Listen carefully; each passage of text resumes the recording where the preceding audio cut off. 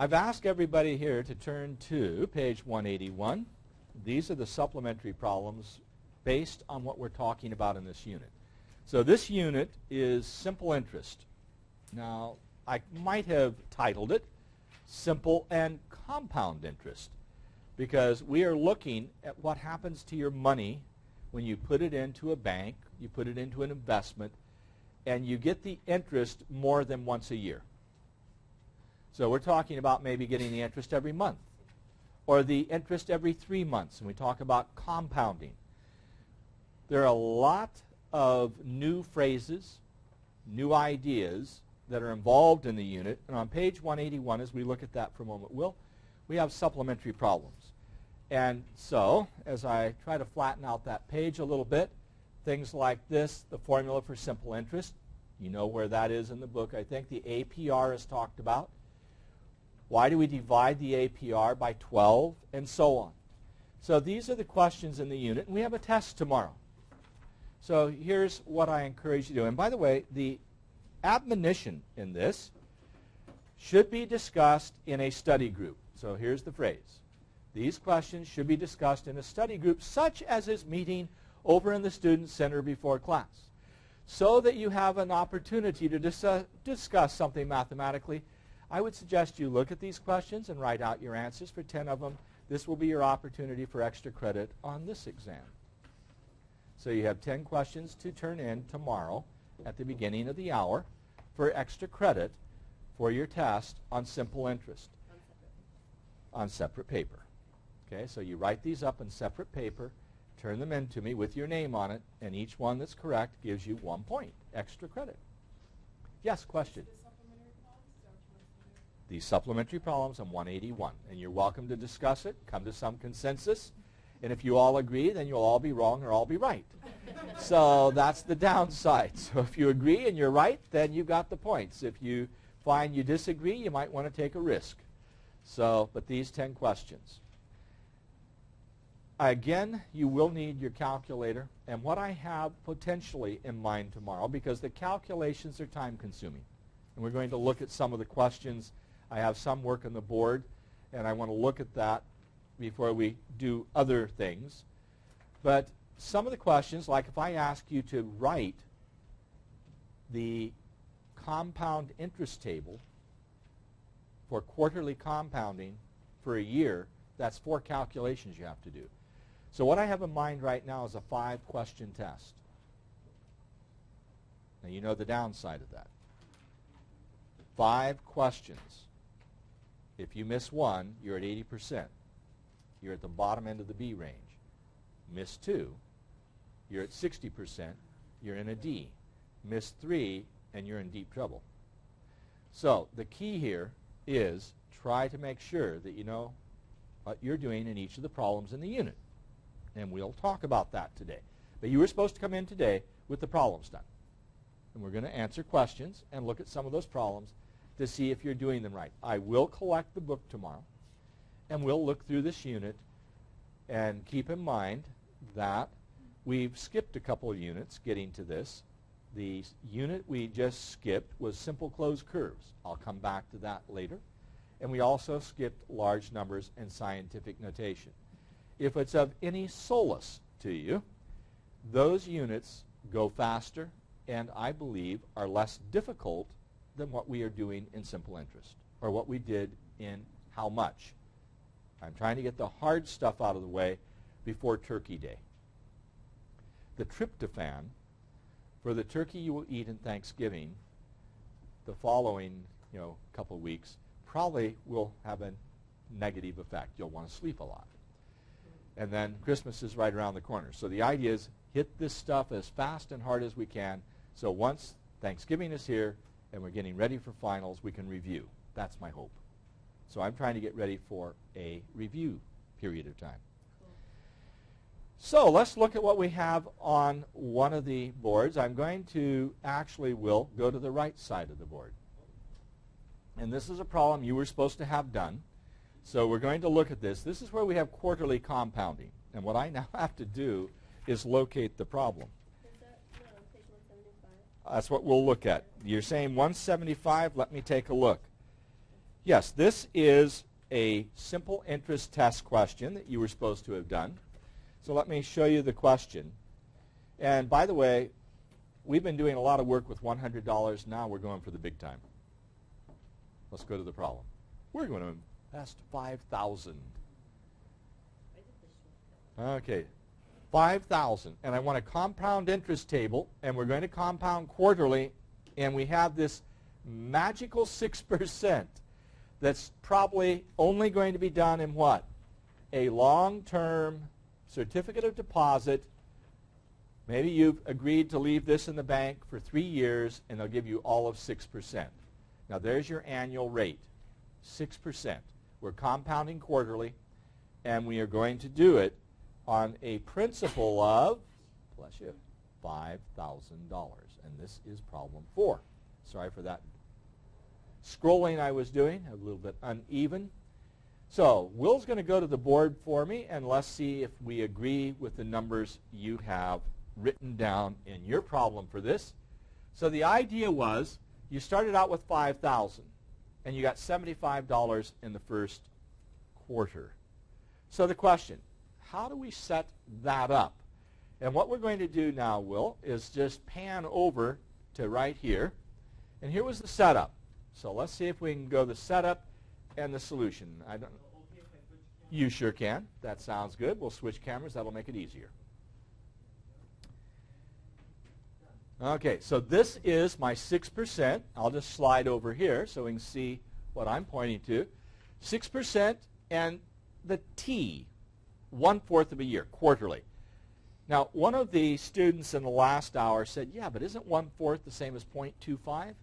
The answer is yes, because I could have gone ahead, and this is your calculation for that first interest. You use the formula, principal, multiplied by rate, multiplied by time. And you need to remember the following. The rate is going to be as a decimal, hence 0.06. The time is 1/4 of a year, every 3 months. And the principal is the $5,000 I'm investing. So when you put this in the calculator, you should have found $75. Will you do that in your calculator now? Run that by, and let's see if you agree. So let's go back to the document cam. Leave your cameras just where they are. Nothing necessary there. And what I'm going to do is slip under the camera a calculator. Okay, and I'm going to slip it up just enough so you can see the M+ key. Now, we argued that we're going to enter what? 5,000. And then I'm going to multiply it by what? I'm going to multiply it by 6%. But before I do that, what am I going to do so I keep this 5,000 in memory? M+. So hitting the M+ key, didn't hit it. Yes, I did. You just don't see it on the screen very well. I'll slide over ever so much. There's the M. So it's there. Slide back so we can see the 5,000. Notice how effectively we use the dysfunctional lighting to highlight the 5,000. Because when I look at the screen on the calculator, I don't see that highlighting. It's magic. But what I'm going to do now is multiply that by what? I'm going to hit times. And here's the magic 6%. I hit the percent key. That gives me a whole year's interest, but I'm going to divide it by what? 4, because it's quarterly. And that's where I get my $75. So what do I do with that 75? Add it back in. That's what the M+ does. And do the memory recall, and there's my 5,075. So if I go to camera 2, here is my 5,075 that we see in the screen for our calculator. There it is. Now what am I going to do as I come back to camera 1? You anticipated well. 5,075 times my 6% divided by 4, and we should get what? 76.125. Notice we get a little more, $1.12, $1.12 more for the second quarter. This is on a $5,000, so we're making $75 a quarter, roughly. So we're going to make about $300 for the year, a little bit more than that. That's not bad, but if you're living off of it, 10 gallons gas? No, 100 gallons of gas. I mean, you can fill up the SUV on the interest. Just don't drive anywhere. Okay, back to the calculator. So I'm going to multiply this by what? 6%. 6%, then divide by 4, get the equal sign, and there's my $76.12 if the bank was going to give that to me. Now what am I going to do with that? M plus, so I'm going to add that in. Remember, I'm making money, and then I'm going to hit memory recall. So before I hit that, will camera 2. Here's my $76 that we just had, and then what am I going to do? Add that in, and I'm going to hit memory recall, so we should see what? A 5151.125. So as we go back to the document cam, and I go ahead and hit MRC on my calculator, memory recall, and there is my 5151.125, and as we go back to camera 2, there it is. That is my second line. Do you see how you just carry this through? Will you now carry that process through on your own so that you're getting the next one at 772669? I'm carrying only 4 digits, so you may have a few more digits. This should be your new balance. Carry through 2 more lines, and let's see if we agree. And I'll get out of your way so you can just see the board and not have me cluttering up the space. You write down what I have up there and make sure you're getting them on your calculator before you write them down in your book. This is your quarterly compounding interest table for this problem. And of course, this is just at the end of 1 year. We've managed to get an extra $6.81 from the bank because we compounded. And comment for you.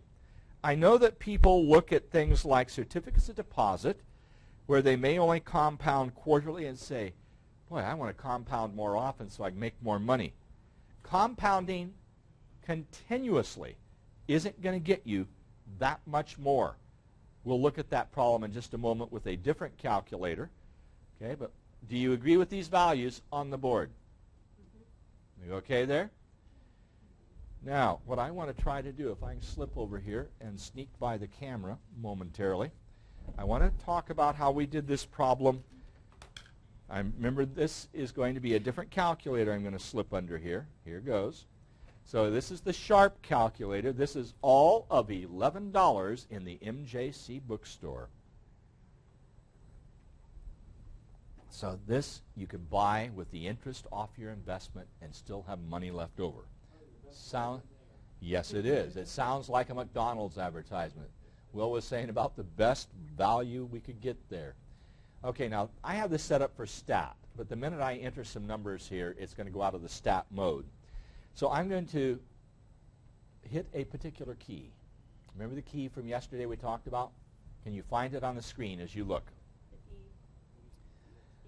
EX, down here. The E to the X. Okay, and I'm going to hit the orange key. I think I'm going to hit the orange key. And E to the X, nope, I hit twice. I shouldn't have. Let me clear it and hit it one time, and E to the X. There we go. Now, what you see on the screen is E to some exponent. Now, I'm not sure where that reads best, but I think you can read it okay, can't you? Now, what is my interest rate? 6%. So I'm going to put 0.06. So I'm raising it to that exponent, and I hit an equal sign, and then I'm going to multiply that by what? How much money have I got invested? $5,000 this time. So times 5000 equals. So there is the advantage for compounding on a daily basis. So I'm going to go from 5,306 to what? Back to the calculator. 5,309. So I made how much money on compounding continuously? $3. So if I have 5,000 in the bank, coming back to the board, quarterly compounding gets me $6. When I say 6, If I just leave it in the bank 1 year, no compounding, I get the $300. How much more do I get compounding quarterly? $6. If I do continuous, I only get $3 more. So I'm not making that much more unless I have what? I have $5,000 in the bank. I made $3 more. If I had $5 million in the bank, it would be $6,000 more. So again, $5,000, not a big deal, $3 more. If I put $5 million in the bank, then I make $3,000 more. That's big. I don't think very many of us have $5 million to put in the bank. Sure I do. Okay, and $5,000 sometimes a reach. And leave it there, given the economy and everything. Okay? Back to the calculator. Remember, that's continuous compounding. And you can't do that with the calculator you have, but look at the keyboard again. Here was the key that you need. And I'm going to drop this down, Will, so we can see it a little bit better. Slide it over. There is your e to the x. I'll point to it again. And that's going to depend on your calculator. Some of you have a scientific calculator, and you have an e to the x key. You have to look how to do it. But again, the formula for that, and I'm just going to write that down in some space I have over here on the right side, camera 2. The amount of money that we're talking about, it's called A for amount, is your principal, P, and it's multiplied. Remember, this was 5,000, times E, and that is to an exponent, which is called RT. So this is like the shampoo you can buy at the supermarket, PERT. They don't have it with exponents. But that's the green bottle, I think, still, for the shampoo. So if you want to buy mathematical shampoos, go buy PERT. Or the next time you see PERT, you'll at least think, man, we did that in mathematics. Now, why did I use 0.06? What was the argument? For 1 year, correct? So I want to just bring up the question, how would you do this if you left it in the bank 10 years? So my question. Now this assumes that you have this one nest egg you're just going to leave there. So question, 5,000 at 6% for 10 years.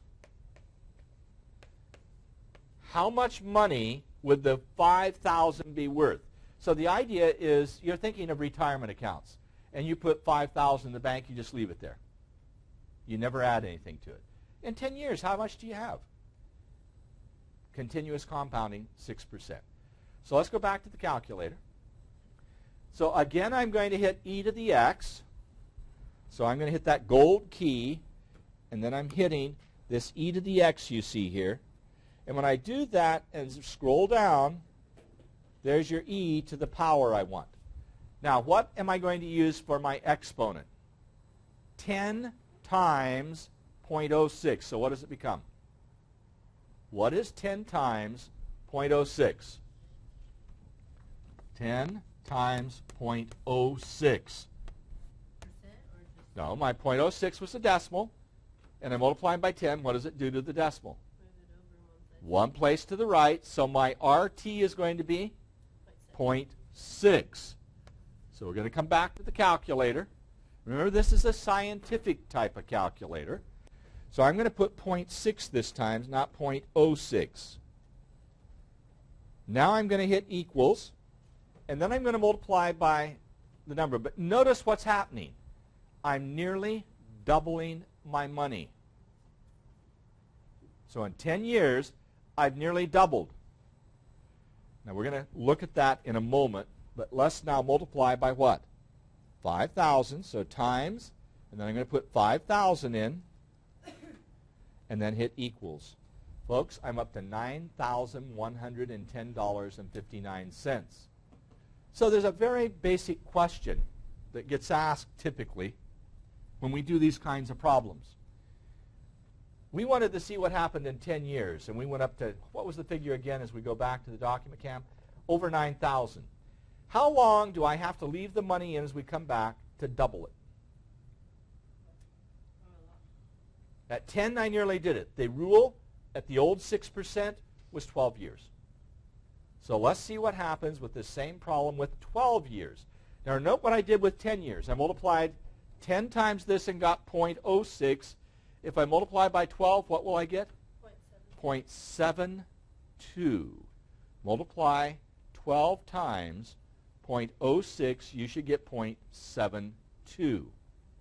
So let's go back to the calculator. So again, I'm going to go to my E key. So I'm going to slide this back up so you can see E.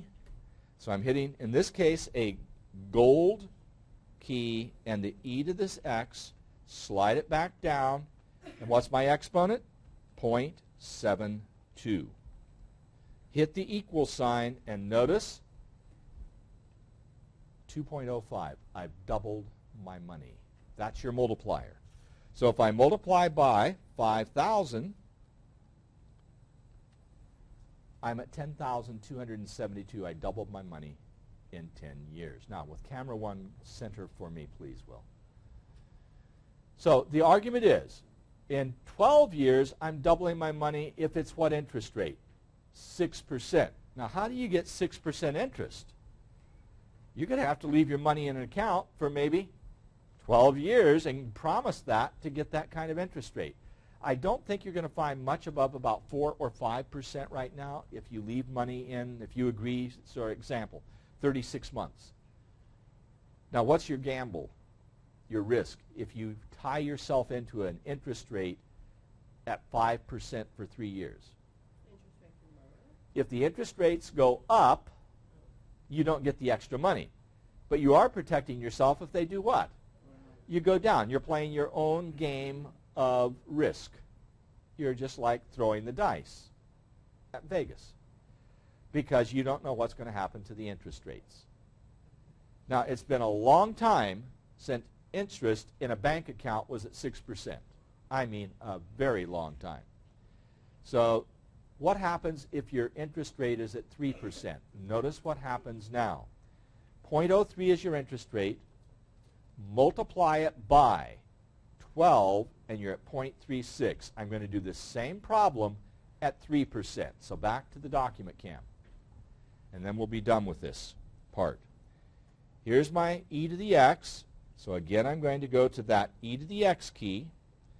Then I'm going to slide the calculator down so you can see the exponent. And we said it's going to be 0.36 this time. So I'm going to hit equals. And notice, not doubling, I'm only getting what? Not even 1.5. Multiply that by 5,000, and I'm only at $7,166. So what is the thing that you're looking for? Let's look at what you try to control if you're investing your money in a bank. What's the most critical thing? The interest rate. Next most critical thing, compounding at least quarterly.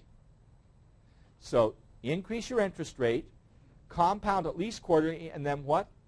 Have lots of money being put in the bank. Okay? That's how you make money. The rich get richer, and if you don't have money, you get poorer because the interest rates go up and you don't have any money to invest. What happened in Proposition K, by the way, out of curiosity? Did it make it or not? The last reading I had, it needed to have 68% approval, something like that, and it didn't get that much. I think it was at 58%. So that means that 0.5% increase in sales tax is not going to affect you. So otherwise, you'd be paying more money at the store for something you buy. Interest rates are where it is. And the downside is right now the interest rates are what? 3% or lower, unless you are willing to tie up your money for a long time. Now what about plastic, credit cards? What do you want there? With money you invest, you want high interest. With credit cards, you want low interest. It's just opposite of what you want. The banks will give you 3, but they'll charge you what in a credit card? Maybe 18%. 19%. They're taking money a lot faster than you can make it. So if you say, $1,000 I'll put in the bank to get interest, and then charge $1,000 on the credit card, I'm losing money in the trade-off. Now here's the other side, to be fair. If you spend the $1,000, you no longer have it in the bank. And you'll probably still charge $1,000 on your credit card. And the credit card sort of becomes its own limitation. So if you have a maximum of $1,000 in your credit card, you maxed it out, you aren't spending anymore, and you still have money in the bank. It's hard to get money in the bank. So it's not as simplistic as what I'm saying, is what I'm getting at. You can play the game of the numbers, but sometimes just leaving money in the bank is a wise thing to do because it's so hard to replace it. Well, let's look at a different kind of problem. This was a problem where you did what? You made money. Okay, let's look at the next, number 2. Now this is the opposite side of the coin as we go to the document cam. This is going to be a credit card, a loan, monthly payments involved, so this could be a loan for a car, for example. 12%, not unusual for a car. If you have what? A used car, 12%. If you're buying a new car, just be aware of this as we talk about the problem. You are in a marvelous market for getting a car right now. A horrible market for selling a house. So if you're selling a house, bad time to be doing it. But if you're buying a house, good time to do it. If you are wanting to buy a new car, probably not a better time because the inventories are high on the car lots. And you may be able to buy a car at cost, particularly if you're willing to finance it, because they'll make their money off of you on the financing. But they'll sell it maybe at cost right now.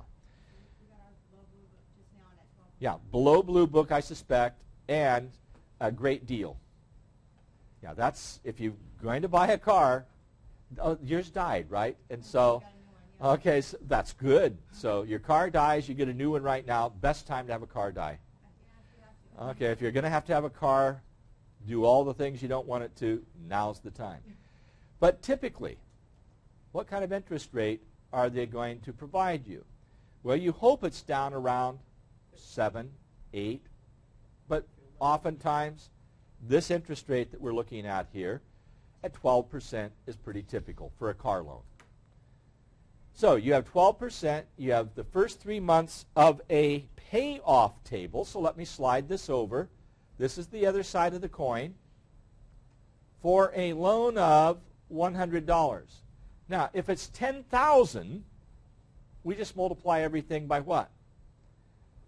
10 to the second, and we'd have the same result. But notice your payoff here, this is the downside, this 10% payment, because what happens at the end of the year if you make a 10% payment? Nothing good. You pay more towards interest. Well, what did we have? We looked at this problem yesterday.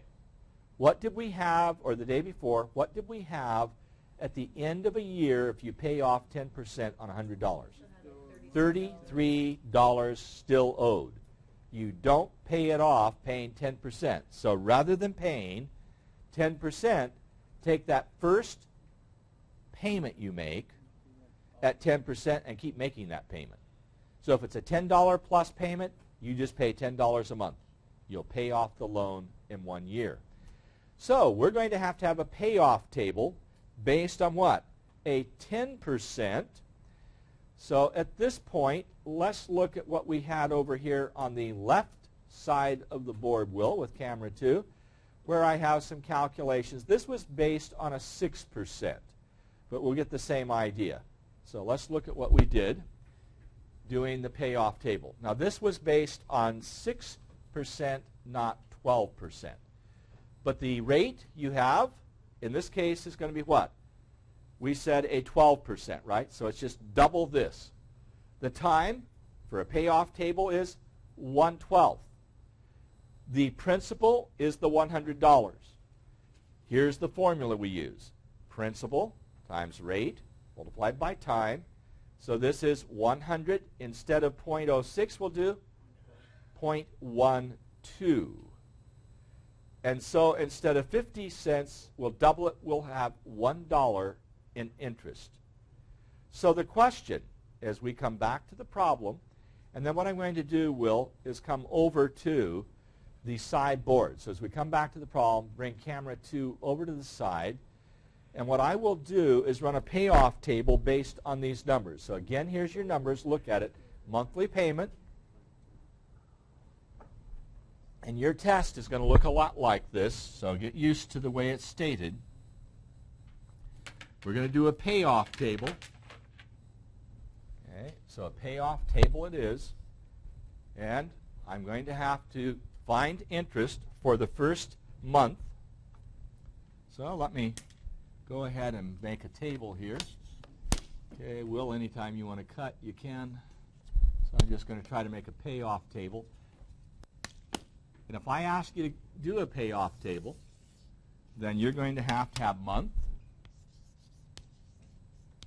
This is a payoff table.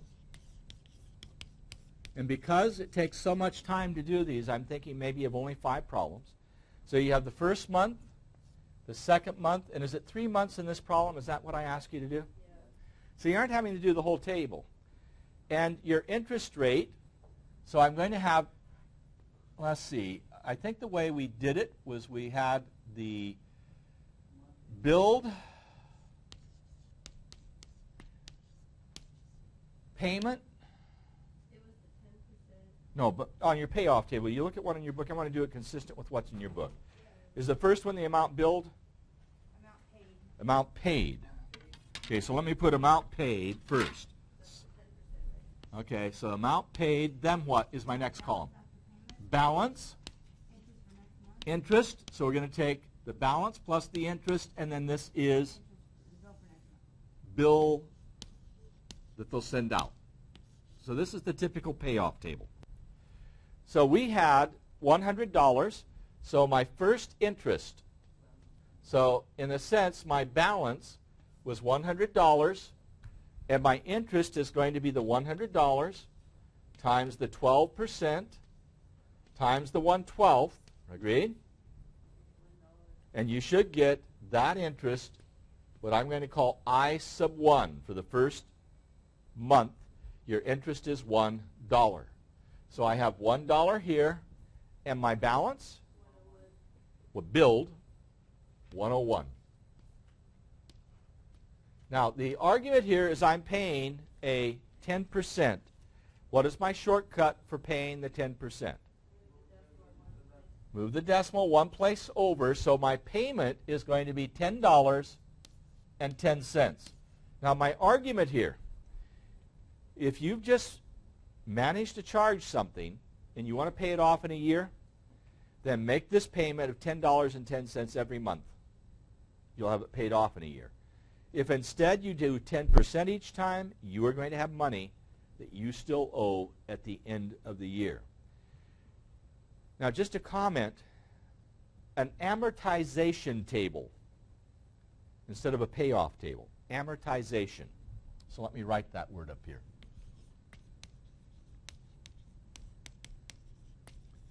Is a table where at the end of a year you should be at a 0 balance. And so it'll be the payment you make each month rather than 10%. So I don't have to make quite this big a payment, because if I pay $10.10 each month, I'll be paid off in about the 11th month. So my guess is my payment is around $10 to pay this off exactly at the end of a year. The banks, the loan companies will provide you an amortization table. You can do it on a computer. And it'll give you the amount necessary to pay it off in exactly 1 year. Most of us on our credit cards keep charging on them. So to pay it off becomes a very fluid thing. That is, 1 month, $10 will do it. But if I charge another $100, then I'm going to have to go up to $20 to pay it off. And I keep adding, I have to keep paying a larger and larger amount to pay it off in 1 year. And fortunately for most of us, there is a what? a limit. You can't get in the hole too badly. We're sort of protected. So if you have a $5,000 limit in your card, you can only get in that bad a shape. Unfortunately, what can you now have? Multiple cards. You can get 5 or 10 cards at once, $5,000 in each, and suddenly find yourself in debt $50,000 and never have any hope of getting out. Yeah, it is crazy. And by the way, the more credit cards you have and the more you pay off their bill, the more they'll send you. Because you are a good credit risk, and you pay your bills, so we'll give you more credit cards. Okay, so it's diabolical. Okay, so in this sense, what happens now? I take from my second interest. So I'm going to get I sub 2. So I sub 2, I started to make that look like a T, thinking of the 2. So interest for the second is going to be my 101. Oh, hold it, what didn't I do? I didn't make my payment. My apologies. I need a new balance. I was going to get interest and haven't. I skipped a payment. Boy, things are bad. Skip a payment, this will jump up to what? 24%, and then I'm in deep trouble. Don't miss payments. So 1010 from 101, what do we get? 9090. Boy, nice symmetry. 1010, 9090. It's not going to stay that way. Okay, so now I'm going to take my 9090. Sounds like bedtime. 9090 times 12% times the 1/12, and so my interest that I get to pay this time for the privilege is 9.09. That's my new interest, right? Do we agree? That's 1%. Oh, hold it. My apologies. 99. I put the decimal wrong. You are correct, Teresa. 0.9090. 90 as cents, so roughly 91 cents.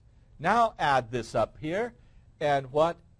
I'll put my 9090, and now I owe, now be careful. Let's see, we're going to add 90 here, so 91, I agree with that, and what? 81 cents, do we agree? If we round off, do we agree?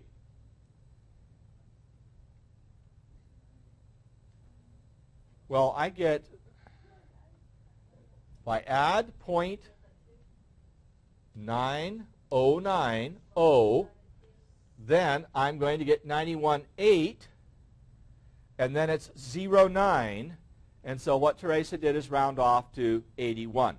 Now, if you look at what I have in the book, my guess is I have a 0 there, rounding off possibly in the sense, I don't know if I rounded up or not. Okay, so now what do I have to find? Only one more line. Okay, so I went 91.81? Yeah. Thank you. Okay, new line. What's my payment? Okay, now that's where we have to be careful. If we were making a payment, I suspect the bank would want 9.19. But we're going to round off mathematically at 9.18, so that's my 10%. So I take 9.18 from 91.81. What is my new balance? So you're going to take these two numbers, 82.63. Then for I3,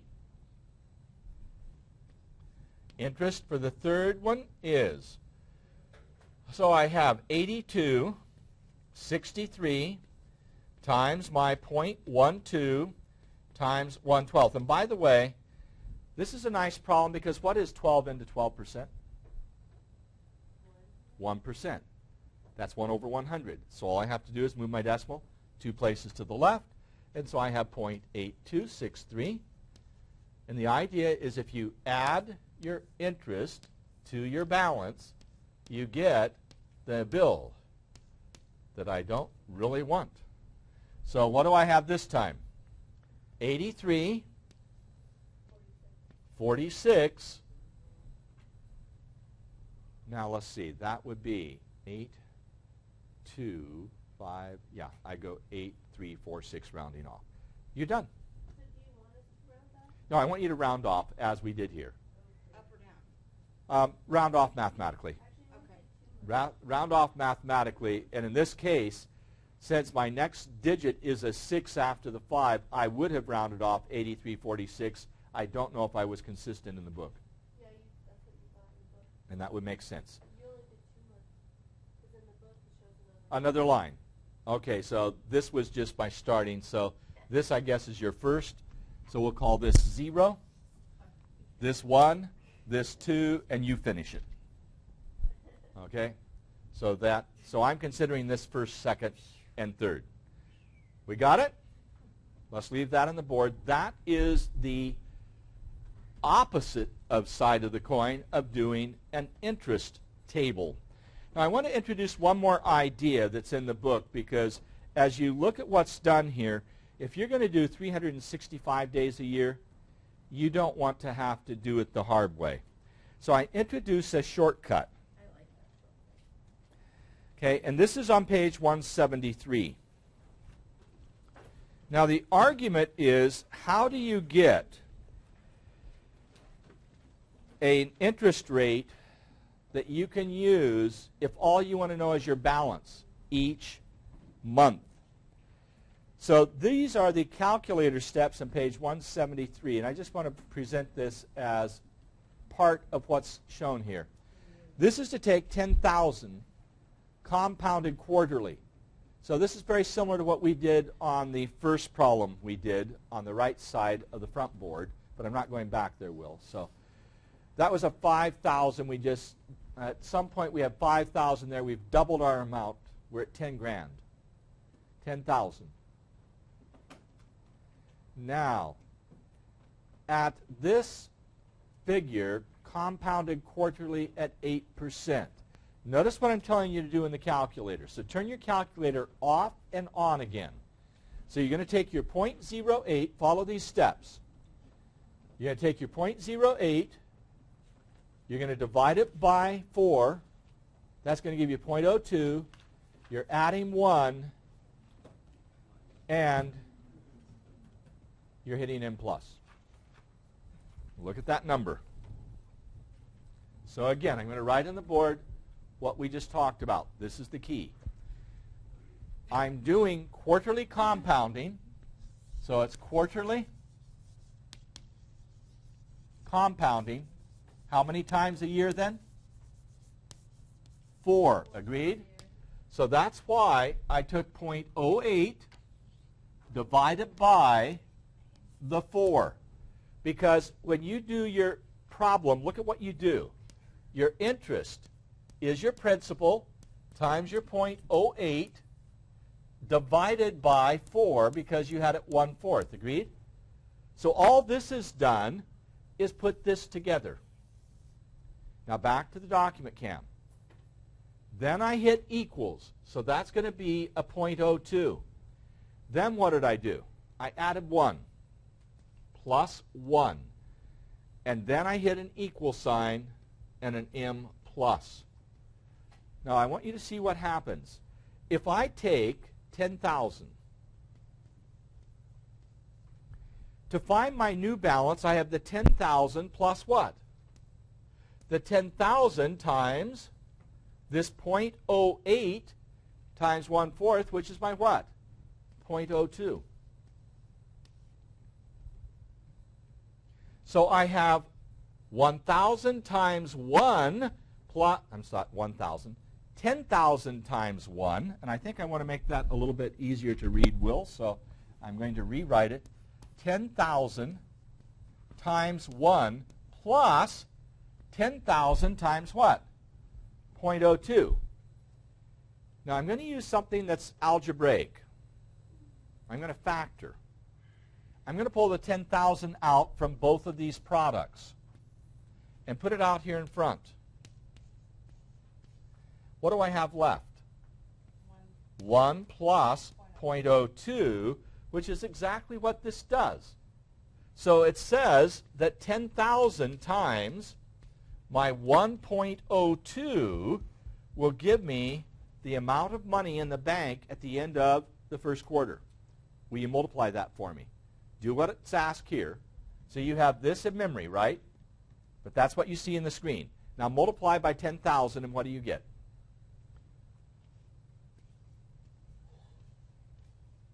$10,200. Agreed? That's your amount of money at the first quarter. Now what I want you to do is times MRC.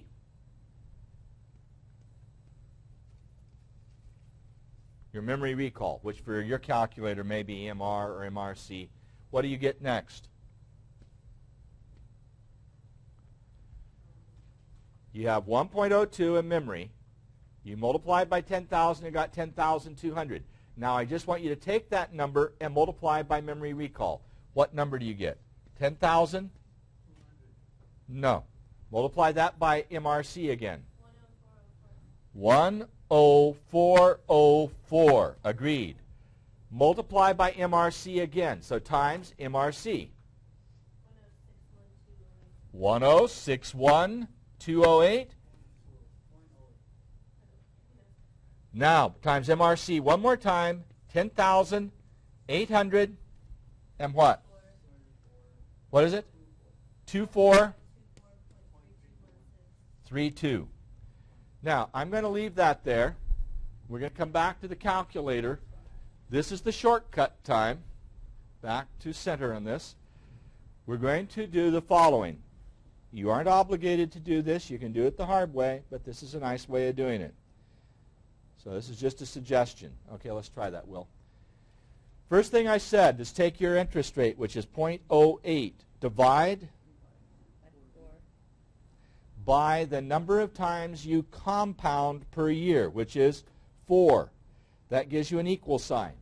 Add 1 plus 1 equals. Now you're going to put that in memory, plus. Now I just leave it there. Multiply this by 10,000. 10, 1, 2, 3, equals. That's my first balance in 3 months. Times MRC equals balance at 6 months. Times MRC balance at 9 months. Then times MRC equals the balance at the end of the year. I think that's pretty easy to do. Okay, now that's the technique that we can use using the calculator if we don't want to get what? The amount of interest each quarter. If I did this 12 times, what would I do differently? Back to the side. Whoa, I'm sorry, Will. Okay, let me go back to the quarterly over there. I'm nearly out of time. But if I look at that board again, I'm going to ask you what would be different here if I did it 12 months. Monthly compounding. Instead of dividing here by 4, I divide by 12 and play the same game. If I'm doing it daily, I divide by 365 and do the same game. How many times do I have to do times MRC? 365 times for the year. I think I do. You say, would I do that to you? Let's look at one of the problems.